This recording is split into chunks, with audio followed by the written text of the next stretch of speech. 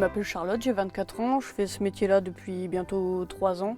En fait, moi j'étais pâtissière et puis l'ambiance au travail ça n'allait plus. Donc un matin en partant bosser, j'ai doublé un camion et je me suis dit il a l'air vachement bien lui tout seul dans son camion. Donc j'ai tout mis en œuvre pour passer mes permis, mais j'étais jamais montée dans un camion avant ça.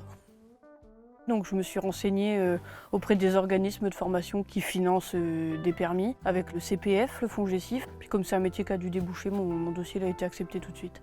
L'ambiance pendant la formation, c'était assez lourd parce que les mecs étaient très machos, plus vieux que moi, mais dans leur tête, ils paraissaient beaucoup plus jeunes. C'est lourd, mais ça donne envie justement de réussir.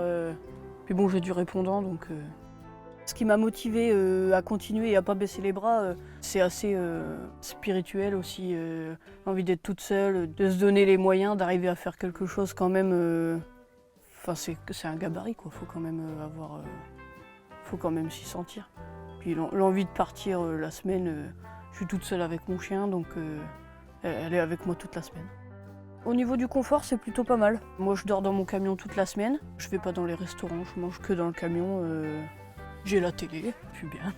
Il n'y a pas le confort des douches, mais bon, après ça, on s'arrange chez les clients ou même au dépôt, on a moyen. Celui qui dit qu'il ne peut pas avoir une hygiène correcte en partant la semaine sans aller au restaurant, c'est un menteur. Ce qui me plaît particulièrement dans ce métier, c'est la conduite. Après, là, avec l'expérience, j'apprécie de mieux en mieux faire les manœuvres, décrocher une remorque, la raccrocher quand on commence à savoir un peu ce qu'on... Enfin, à être à l'aise avec ce qu'on fait, c'est nettement plus plaisant.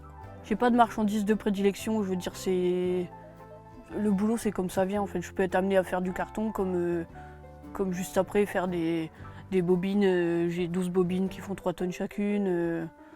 C'est assez varié.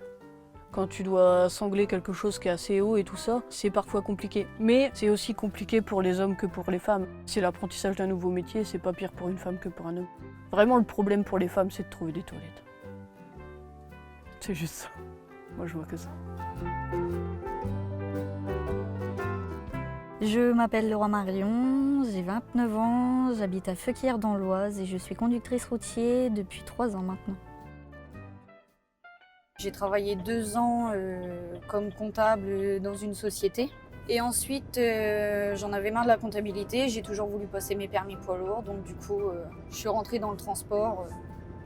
J'ai passé mes permis en permis sec en 3 mois de temps. J'ai eu le C, le CE et puis la FIMO en 3 mois. Et depuis, ça fait 3 ans que je roule. Je suis sortie de l'école, 3 jours après, je signe un premier CDI. Ce qui me plaît le plus dans ce métier, c'est les paysages. Parce que sur toute une année, avec l'automne, l'été, l'hiver, les paysages, on peut prendre de 10 fois la même route. Ça ne sera jamais les mêmes angles de vue. La nuit, le jour, les levées de soleil, les couchers de soleil, c'est juste magnifique en fait. Mes parents n'ont pas vraiment apprécié mon choix de conduire un camion. Je pars à la semaine, sachant qu'ils ne savent pas où je découche. Il y a beaucoup d'inquiétudes et ce qui est normal. Maintenant, ils l'acceptent, ils en sont fiers, mais au début, ils ont eu du mal. Peut-être que je découche, mais je suis toujours en sécurité, je peux toujours manger chaud tous les soirs. Et en sachant que je dors que dans des routiers, il y a énormément de personnes, énormément de camions. S'il y a une personne qui a un souci la nuit, s'il klaxonne, tous les autres vont se réveiller pour venir justement l'aider. Ça peut arriver d'avoir des machos. Ça, comme dans tout métier, il n'y a pas que dans celui-là.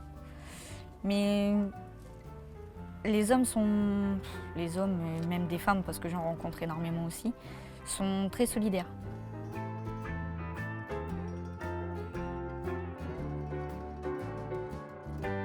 C'est plus une famille qu'autre chose en fait.